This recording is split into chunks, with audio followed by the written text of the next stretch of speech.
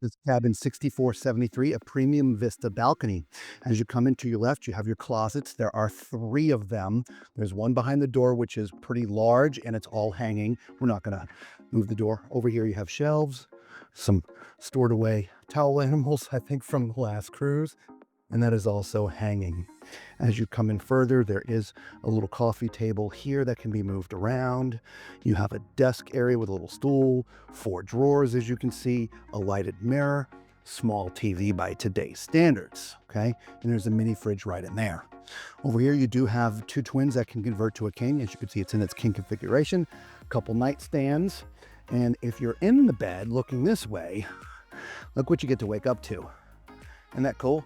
We're getting pretty low. We're not like cove balcony low, but we're down pretty low, so you'd have great views. And in fact, speaking of that, let's just go take a look. So this has an extended balcony, so look how long it is. It's narrow, but it's very long. So you do have a lounger down there, a couple chairs, but look at the views, guys. Right? And we are towards the very back of the ship. Let us know what you think of this extended balcony. Bathroom. Oh, the bathroom. Oh, yeah, we almost forgot the bathroom. We can't end this without looking at the bathroom. Heaven forbids. Well, all right, so it looks like the rest of the bathrooms that we've seen in the normal cabins, you obviously shower curtain, some soap dispensers in there, 6 shelves, single basin sink, toilet, and is a great place for the taller fluffy. I'm 6'4", so you can use my height as reference.